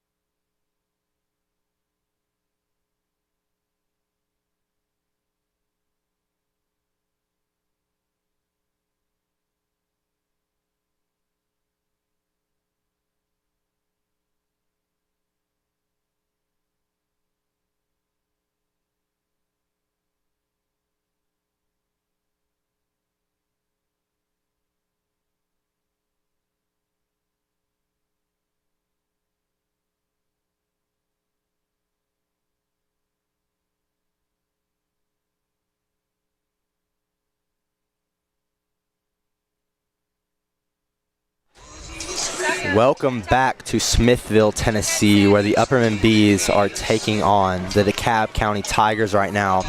And Upperman, they've really been the story all night, not letting anything go the Tigers' way on offense or defense. It's currently 41-0, and the second half kickoff, which the Tigers do receive, but they're going to have to dig themselves out of a hole in this one. Absolutely. If you watched any of the halftime show, we talked about how we're going to see a lot of Upperman's youth here. We saw them incorporate some there at the end of the half, but I'm sure we'll see a lot more here. Got about 40 seconds left. Maybe DeKalb can start out, maybe score. I mean, anything, you know. I'm sure we'll see a lot more deep shots, you know. Try to stay aggressive here, DeKalb, you know. The game's getting out of hand, you know, but you got to keep rolling and keep trying stuff. Looking at this roster for the Tigers, like we talked about earlier, basically all their stars right now have been freshmen. Yeah. And this is their starting lineup. So I won't be surprised if they put in probably not their full second team because they're the losing team, of course, right now. But some of their second team I'm sure will get in. So look to see some more freshmen. Most of them are skill position players that are playing right now. But maybe some O-linemen that are freshmen and sophomore will get in. I don't really know any of them because they haven't really got in these games. Besides last game, they lost 42-0 to Macon County. Yeah. And right now it's about that score, and it's halftime. Right. You know, for the fans at home, we got some good news. It's probably going to be a running clock. You know, this game should be over pretty quick, especially if you're a DeKalb fan. The stands have emptied out a ton, you know. People are going home. They don't want to see their team lose. But, you know, DeKalb, as you talked about, they got a bunch of freshmen out here, so they're looking towards the future. Yeah, well, Upperman, they're 3-2 right now. It's not very good record for their standards, at least. But it looks like they're going to be 4-2, which is pretty good. I'm still sure they'll still make the playoffs. I mean, they're a fantastic team, probably the best team in 4A. They're fantastic. They lost to Greenville, which was very unfortunate, but they played their hearts out and it really opened their eyes for the rest of the season, I believe. Last week, of course, with the loss at Beach.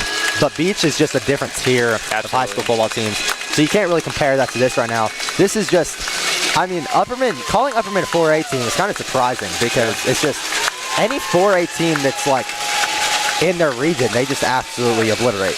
This is probably going to be Upperman's last year to, if they plan on winning the state championship, you know, Braunston, Carmine, and a ton of offensive linemen are going to be gone after this year. So you want to come out here and look dominant against a team that's not as good as you. Upperman, maybe they can reload instead of rebuild next year. Upperman, they just got to come out of here in the second half, keep up, keep scoring, and they should be out of here with a dub. Yeah, they shouldn't really have to change really anything. Besides maybe their game plan a little bit, maybe just run the ball a little bit more. Because you've seen a couple passes, especially one that's very surprising to me was at the 1-yard line. Yeah.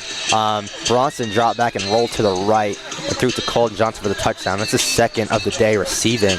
And his dual threat ability has been on display tonight, but look to see that kind of end. I'm sure anything he does will probably just be rushing the ball.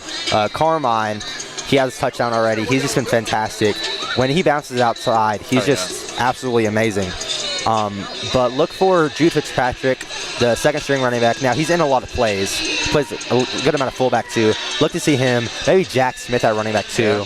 But you got other running backs on the team, like Oliver Little, who might get some playing time, and the receivers like Jacob Stinnett and Logan Choice, our old technical director, like we talked about. Look to see the youth of Upperman as well. We're talking about the Tigers' youth, but Upperman's youth has already been on display tonight with Jack Smith. He already had a touchdown.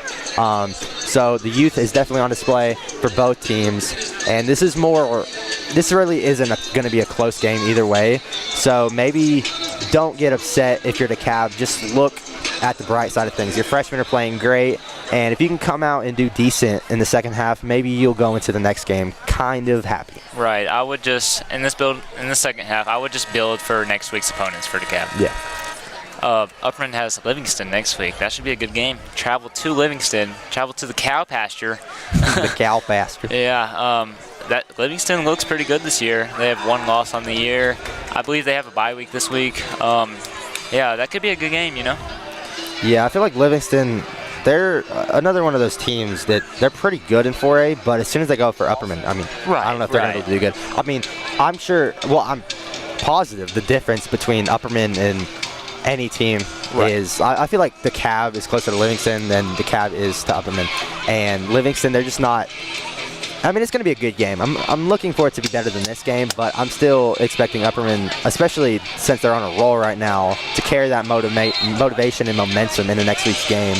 Yeah, Livingston, they've kind of played a couple cupcakes thus far, but last week they played a really good White County team, which is actually beating Macon County right now in a huge matchup. That's where UCR and that's where the game of the week, UCR game of the week is at right now. So, you know, that'll be a great game next week. We'll be there, so make sure to tune in to the UHS Hive. Please subscribe to the YouTube channel. Like we said earlier, we recently hit 1,000 subscribers, which is a huge milestone for our YouTube channel. And kickoff is underway for the second half. It's a boot. It's a good one. Nearly everyone's a good one by William Shea. Yeah. Pretty good return. He's running up the middle. He gets hit. Liam Schaefer looks like on the tackle right there. Takes it about the 25-yard line.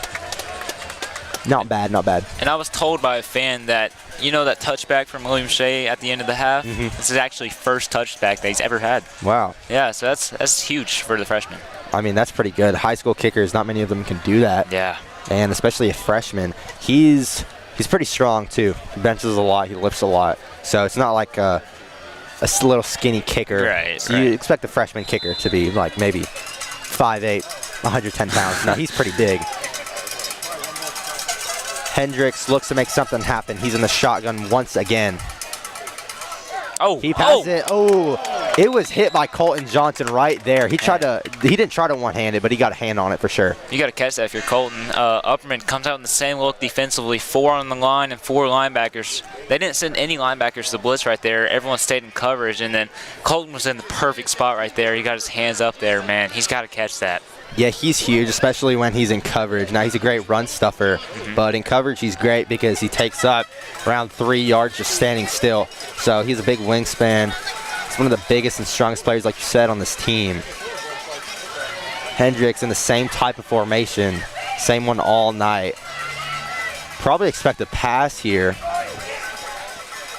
A little bit of a delayed snap. No, he snaps the ball. Yep, it's a pass. He's looking left. Oh, tipped again by Colton Johnson.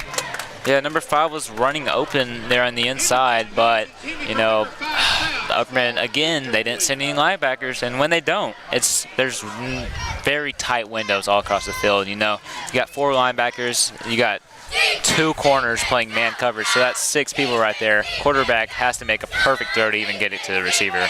Yeah, it looks like most of these plays look like cover 3 from the defense. The linebackers kind of drop to the flats and defend the pass, which they've been doing great recently. Right. Elijah Fitz is really close to the box, so they're definitely playing up right now. A man in motion for Hendricks. He's pressured. He has to throw it. He gets it out quick. What a hit by Tate Porith. They're going to call it incomplete, but he laid the boom. I actually saw, you know, like the firework poppers? Yeah. Yeah, that went off in the student section after that hit. Yeah, I'm not sure. I don't know why Dekalb did that because that's something. But I mean, you got to be happy about something. Maybe they're cheating at Upperman for this point. But again, like the first drive of the game for Dekalb, it's a punt, and there's nothing there at all. So they're punting again. So really not much. We were thinking maybe they can get something going, maybe make it a little bit of a closer game. Maybe when people look at their max preps, they won't think it's such a blowout. It's a good punt, but there is a penalty, so it's offsides on Upperman. That's not going to mean much, though, because Dekalb didn't get a yard in their 3 tries. I don't know if you saw right there, but Carmine fumbled the ball again. Like, you got to hold on to that ball. I don't know what's going on with the balls. I don't know if it's wet or I don't know if they're using different balls. Yeah. It looks a little damp. I'm sure the grass is a little bit wet, especially with everyone running on it right now. 4th and 4 now. I'm kind of surprised they're not going for this. I would think you would put your offense back on the field after that. But Carmine, very dangerous. Hasn't been great at punt return so far. But it's a high snap again. Long snapper struggling a little bit. And it's a pretty bad punt. No, it's going to take a great bounce, though. Goes right past Elijah Barlow and Carmine. It's going to be about the 30-yard line. for the Bees. Bronson takes the field once again. Nope, Elijah Barlow, the second-string quarterback, and it's his birthday. Yeah, we figured out at halftime. It's his birthday today. So happy birthday, Elijah. He's a second string. He'll probably start next year. Yeah. Yeah. Oh, he's actually coming off. I believe he's just getting the play. Okay. He's a little bit. He doesn't get as many reps as the star Bronston. He should be able to play the rest of the game. Yeah, hopefully he can get something going. I would love to see. This is first team versus second team right here. So if Upperman moves the ball, I'm not going to talk smack, but that's not a very good sign for the Tigers' rest of season, at least. You could say. Yeah. That's kind of. I mean, go figure. But Elijah Barlow, they don't have really many plays designed for him because he's second string, but he's going to be in the same offense as Bronson. They're going to hand it off to Trevor Polk. He slips. Yeah. He gets a couple yards, but they're going to mark him down. Yeah, we've seen when Elijah goes in the game, it's a lot of running plays, whether it's a quarterback keeper or just handing it off. They don't really throw the ball much with him. But it looks like we talked about this at the halftime show. Dekalb is playing man again, so maybe if Upperman does want to get aggressive, I mean, they're up 41 points right now. There's no need to, but if they do want to get aggressive, their receivers can burn the corners. Yeah, I'm sure. I mean, there's nearly 2 quarters left, 1.5 quarters left, so I'm sure there's going to be some pass plays, whether it's a screen or whatever. I'm sure Elijah can get something going in the air at least. He's in the shotgun. Sophomores all around him. Trevor Polk to his right. He's going to hand it off once again. Pretty good gain by Trevor right there. Trucks a man, takes him with him to the 35-yard line. Familiar sight seeing a Polk rushing the ball. Yeah. If for the fans that don't know, it's Ethan Polk's brother, Trevor Polk. Obviously, Ethan graduated last year, but Carmine's really stepped up in that role, and he's been excellent this far. Yeah, I mean, huge shoes to fill. Shaq-size shoes, you know. It's just, I mean, he's one of the best players in Upperman history, and for any running back, doesn't matter if he's even a transfer from another school, which, of course, he's not. He's just a little brother of him. But he got big shoes to fill, and Carmine has filled it really well also. Yeah. But it's 3rd and 6 right here. Elijah wanting to stay on the field. Same shotgun formation. Barlow's going to take it this time. Ooh, he has a gap. He bounces outside. He's going right.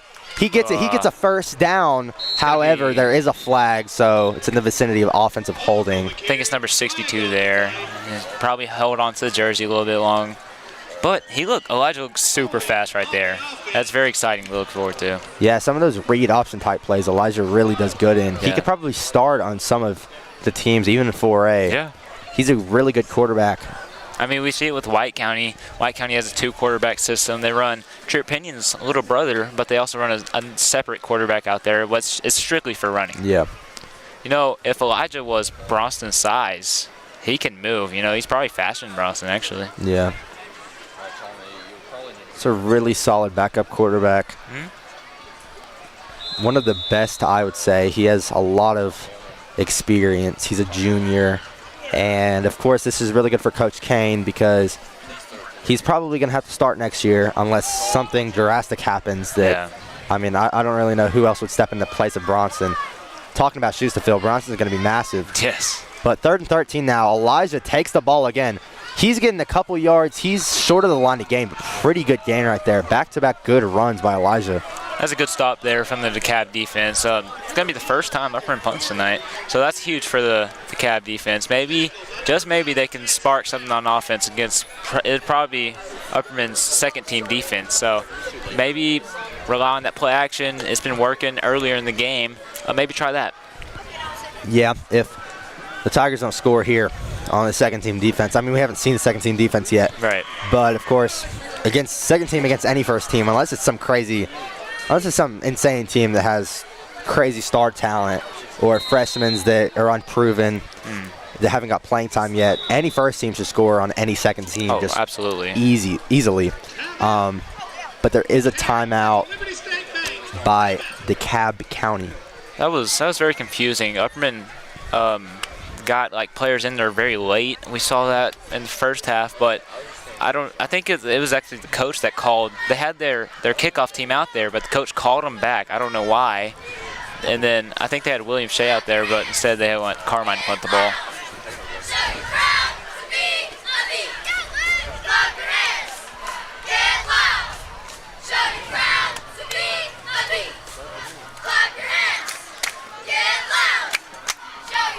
Upperman's fans and cheerleaders are very loud right now.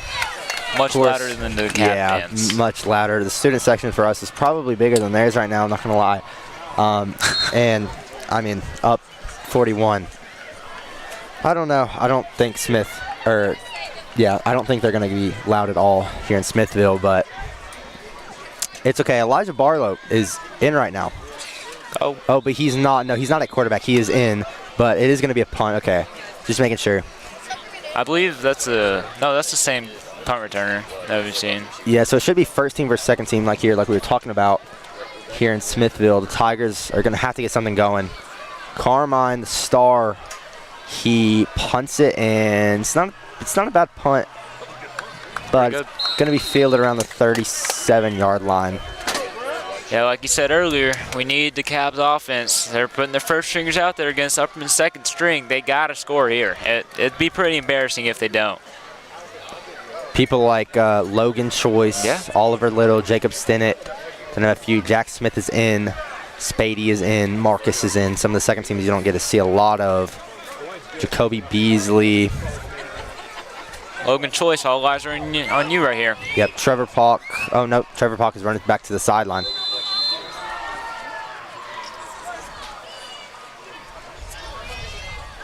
Same first team for the Tigers. They're going to hand it off. Pretty good run up the middle, like we expected.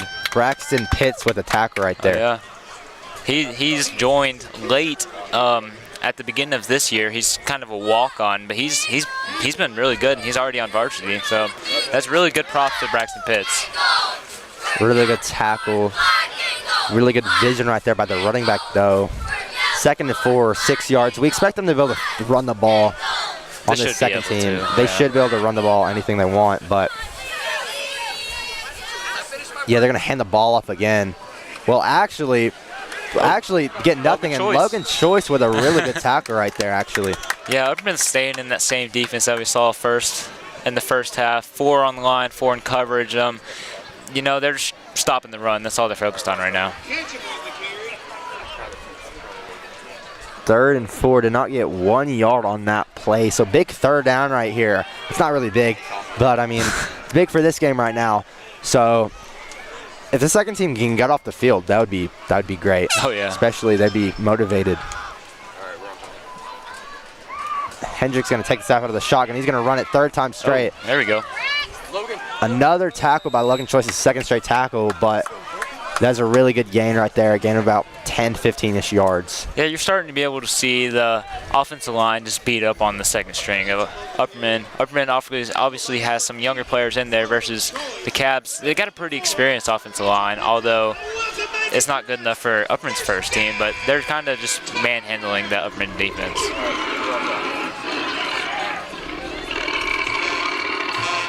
The Tigers are roaring, and the band's starting back. We haven't seen that since the first quarter. Really good run right there, though. Gets almost 10 yards on the play. Probably about 7 yards. The Cab finally getting some momentum. You want to build off that. Maybe that's like 5 straight run plays in a row. Was that a good gain? Maybe they take a shot here. Yeah, you never know. I feel like this sets up play action very well. Absolutely. Maybe if they could have had the success earlier in the game, it could have been something, but down 41, they just look to get something on the board here. Different running back in for the Tigers. Still Hendricks at quarterback. He's going to hand it off again. 6th straight time, and he got a gap. Oh. He gets hit again. That's the 3rd straight tackle by Logan Choice. Yeah, Upperman, they've been playing man all night, or not man, but cover 3 all night with 1 safety back. But this time they brought Jack Smith, the safety, in. So I'm sure the Cab noticed that and likely to see a shot right here. Yeah, I'm sure they're going to have to pass it some here, but 30 seconds left. This probably will be second to last or last play even of the quarter because it's a running clock, of course, so there's really no stoppage. Hendricks in the shotgun, same formation all night. Hands it off again. It's another run play. He gets tackled right there. It looks like Zach Touton takes him down, but not after he gets about 5 yards. I think that's going to be the last play of the 3rd quarter. Very fast for the 3rd quarter with the running clock.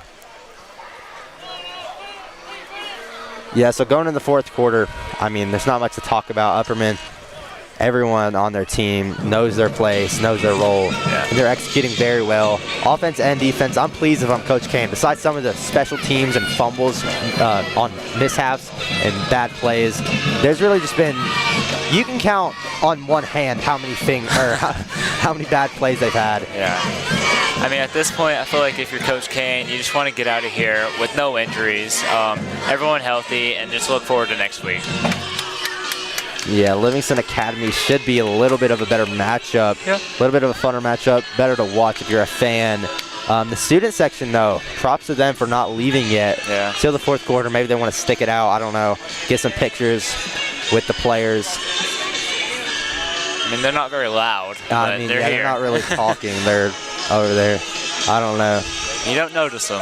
But. Looks like they took melatonin before the game. They're all asleep right now. Yeah. But I would be too. I'm trying not to fall asleep right now. Upperman's up 41. But, of course, I mean, it's our team, so of course you want to see him win. Right. Of course you want to see a good game, but at least Upperman, they've shown up and shown out, completely just obliterating and rolling on all cylinders right now. Cavs got a good drive going. See if they can put some points on the scoreboard here.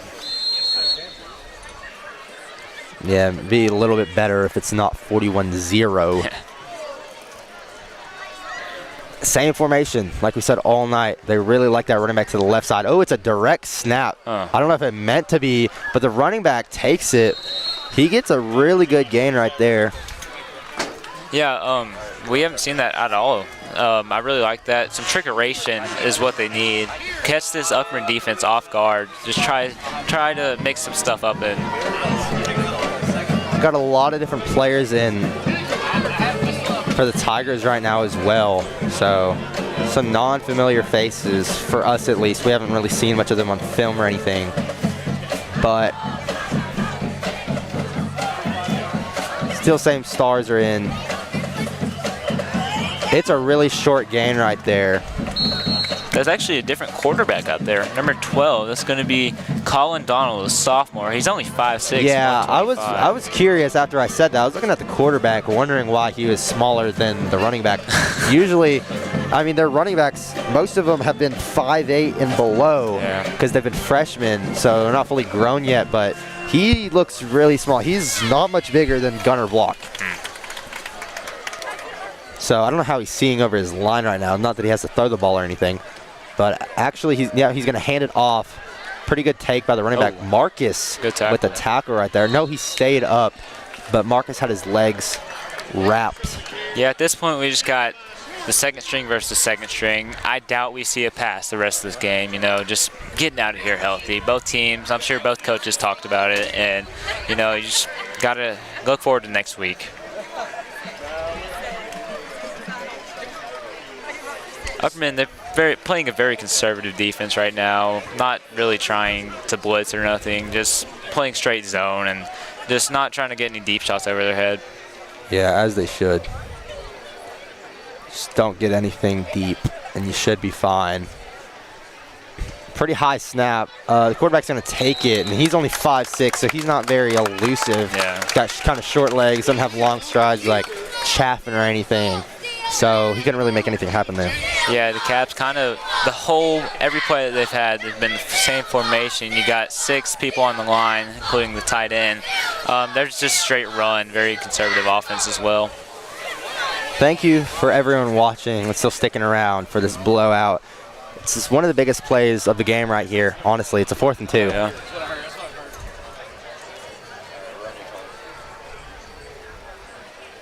It's complete silent. You could hear a penny drop on the grass right now. But maybe if the Tigers can score a touchdown, that'll be different. The quarterback's going to take it. Ooh, he's going to have a gap. Ooh, he's actually pretty quick. And he scores a touchdown. They finally get to use those horns in that light show. They've been desperately waiting for about 3 hours to use. I've been waiting for this light show all night. This is really cool. This is amazing. We saw it on film. Yeah. It definitely stuck out, but they just haven't been able to use it the whole night. And the student section is loud. About time. Very loud for this great game right now. They scored, so that's fantastic. I mean, it's mostly freshmen. It's their second team, so, I mean, they got to be proud of that. Oh, yeah. I'm sure most of these second-team players, they'll get playing time next year and the years after that. Most of them are freshmen and sophomores. So that's good at least. Yeah, something to look forward to if you're DeKalb County. Ooh, it's a kind of, I don't know if that's their second string kicker, but he got hit really hard. No, that's number 5, Jesse Fouch, that kicked that, I believe. Looked like the snap was a little low. It kind of took the kicker a long time to get up there and kick it. And then he just line drive that straight to a fan. Yeah, I don't know.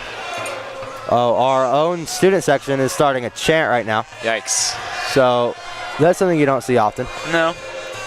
Opposing student section being louder than the normal student section for the home team is not what you see, and definitely not what you like to see, but of course we like to see it.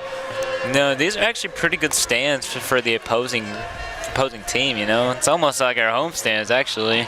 Yeah, we've seen a lot of great facilities. This is one of them. Stone, they have a great facility, but teams like Knox Webb and Greenville really stand out. Those are one of my favorite games to call and be a part of. Absolutely. They're just fantastic. This is not bad either, though. And Braunston is in. I don't know. Maybe he pulled some strings with Coach Kane. Looks like he's the return man right now. Last time we saw Braunston in, it was an onside kick from DeKalb. So I'm assuming they're just expecting that if they do kick the ball to Braunston, he better knee it. Yeah. He better knee it. Some college football updates. In the ACC, we got Virginia beating number 8 Florida State 34-28. Virginia's got a very explosive offense this year, but Florida State's got to step it up with 7 minutes left in the fourth quarter. Florida State beat Alabama. Yeah. They're looking to be a top contender for the national championship this year after a really down year last year, but they really stepped up. I remember when we were having our college game day with Noah McKay, UCR leader and owner. He kind of called me out for saying Florida State was going to have a good season, but looks like they're doing pretty good, but they're losing right now, so that's unfortunate. And they do kick it, and Braunston, he's going to field it. He's going to run. No, he's not. Wait, what's he going to do? No, he goes down. That was fun. That was probably the best play I got to call all night. That was fantastic. I think Coach Kane's heart might have dropped there. Yeah. That's very, very concerning if Bronson would have got hit there. You know, I wish he would have just went down immediately, but I mean, it goes on his resume. He got a couple receiving yards or return yards, so that's good. Walking over to his coaches, he looked like he was hitting the Heisman right there. Bronson's a fantastic leader, but he has great sportsmanship. Great personality, too. He's also a very funny guy. Got a lot of humor to him, and you don't want to be all uptight. I know he's a star, but he's very humble, very great guy. I'm assuming if you're Upperman here, you're just going to run the ball every play. Probably take it down to about 5 seconds left on the clock and then just run it. Yeah. Without a first down, they can get it to around 4 minutes and 30 seconds-ish on the clock. Trevor Polk takes the snap. Looked like a face mask to me. But he gets pushed out of bounds. He fumbles out of bounds. Yeah, you know, you'd love to see him hold on to that ball just a little bit longer. But, you know, there's not much you can do there. Looks like Cab finally has their second string in. Number 8 looks like he should be in elementary school right now. Sorry to call him out. Yeah, he looks very small. Hayden Quartles, 5'7", 130 pounds. He's an absolute unit on the football field. Look for him to get some tackles here. I mean, I love this. I love that all these freshmen and sophomores are getting playing time. Love to see it. You know, that's very exciting for a fan. On Elijah Barlow's birthday, he's going to take the snap. He's going to get a pretty good game there, about 5 yards. Direct snap straight to him. He takes it up the middle. Kind of the Bronson special, but he can do it too. Oh, yeah. Next year, if he does win starting quarterback, you're going to see a ton of that. Just quarterback runs, you know. Probably have a new running back, maybe Jude Fitzpatrick or maybe Colton Johnson even. So expect a lot of runs next year if you're Upperman. Yeah, you kind of get, I'm sure the playbook will change because they're running the Bronson and Carmine and all of them's playbook right now. But they're going to have to change the playbook up. But this is kind of, in a way, what the offense is going to look like next year for the Bees. If you want to look forward that far, of course, he's still got the rest of the season and hopefully the playoffs. But if you want to look forward, this is kind of what you're looking at. It's 3rd down and 4 right here. Elijah's going to take it again. Really good block right there, but it looks like he's going to be short of the line to gain. It's going to be 4th down. Pretty good gain, though. Yeah, something that will change next year. You're not going to see this much power. No. You know, probably a bunch of elusive plays for the quarterback, with Elijah not being nearly as big as Bronsted. Not many people are, but it looks like they're going for it here. 4th and 3 from their own 20. I mean, you got to stay aggressive, I guess. Yeah, they might.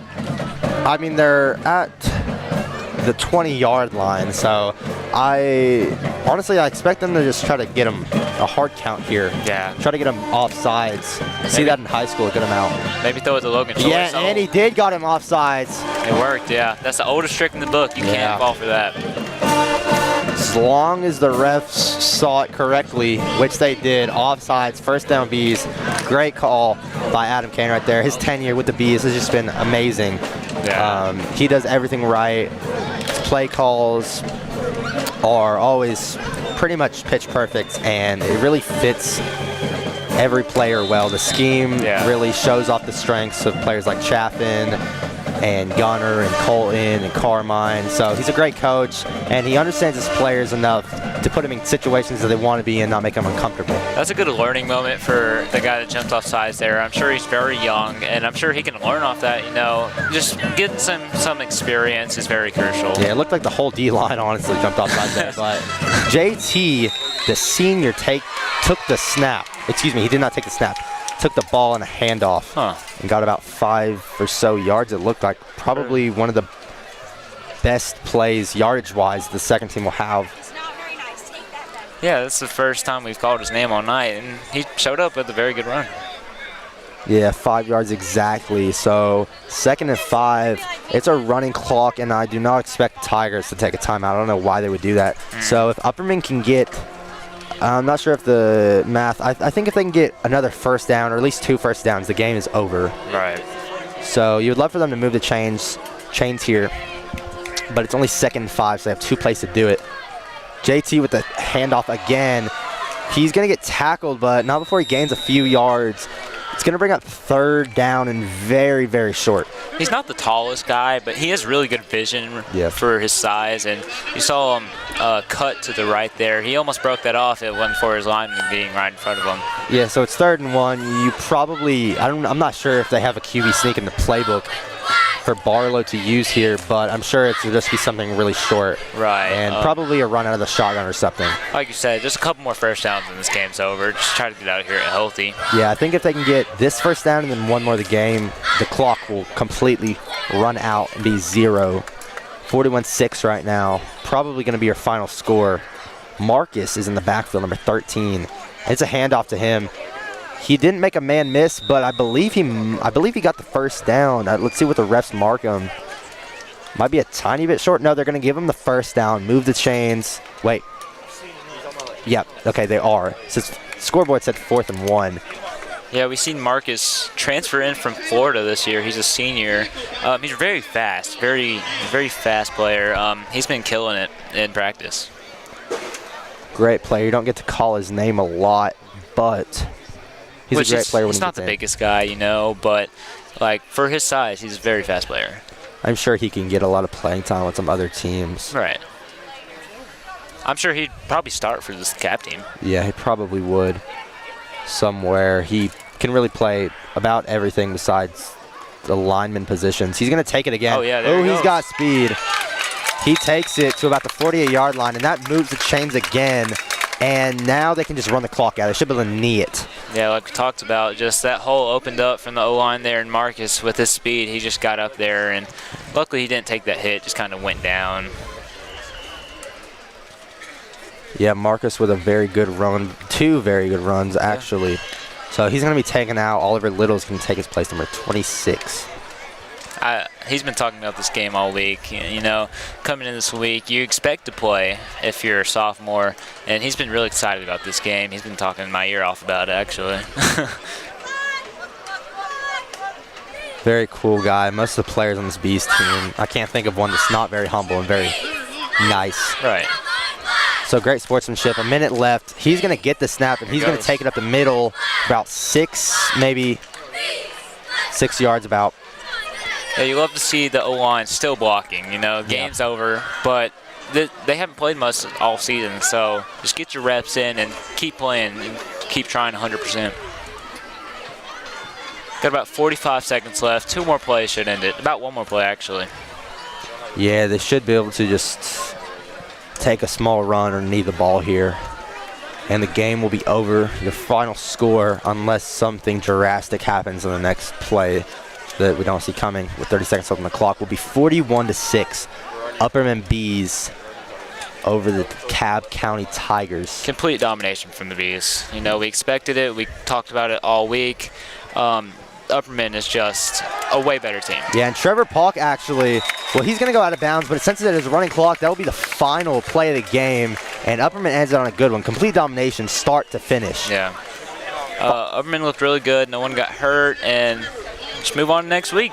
Yeah, next week we will be at Livingston Academy, so 2 road games back-to-back.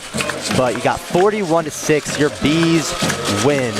Thank you, everyone, for watching, and we will see you next week.